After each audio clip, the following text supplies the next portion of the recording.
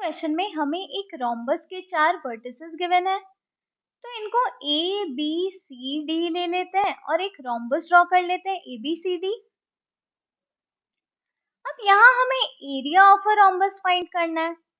तो area of a rhombus का formula होता है base into height, base into ये हाइट। अब एरिया ऑफ अ रोम्बस का एक और भी फॉर्मूला है which is half into product of diagonals. तो अब हम यहाँ ये फॉर्मूला यूज करके एरिया फाइंड करेंगे।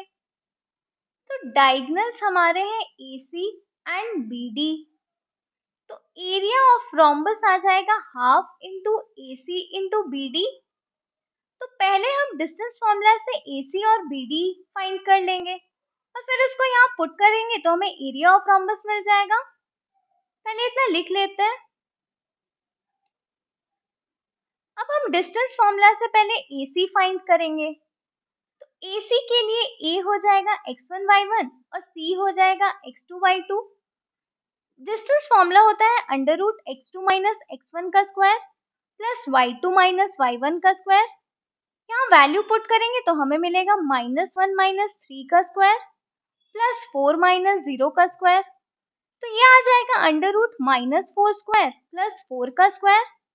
अब -4 स्क्वायर को हम 4 स्क्वायर लिख सकते हैं क्योंकि स्क्वायर होने से माइनस हट जाएगा। तो ये आ जाएगा under root 4 square plus 4 square which is equal to under root 2 into 4 square. अब रूट्स अलग करेंगे तो हमें मिलेगा under root 2 into under root 4 का स्क्वायर। स्क्वायर और रूट कैंसिल, ये आ गया 4 रूट 2। तो AC हमें मिल गया 4 रूट 2। सिमिलरली अब हम BD फाइंड करेंगे। सेम फॉर्मूला होगा, यहाँ B होगा x1 y1, D होगा x2 y2। तो ये आ जाएगा अंडर रूट -2 माइनस 4 का स्क्वायर प्लस -1 माइनस 5 का स्क्वायर।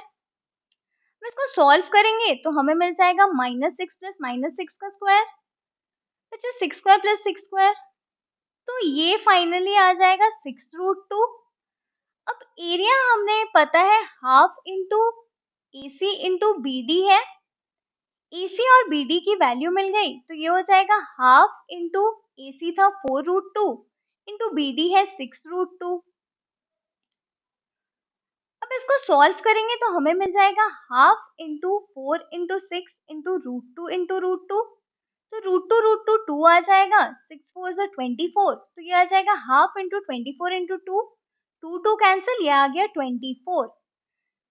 तो यहाँ एरिया ऑफ रोम्बस आएगा 24 स्क्वायर यूनिट्स। तो area of the rhombus is equal to 24 square units.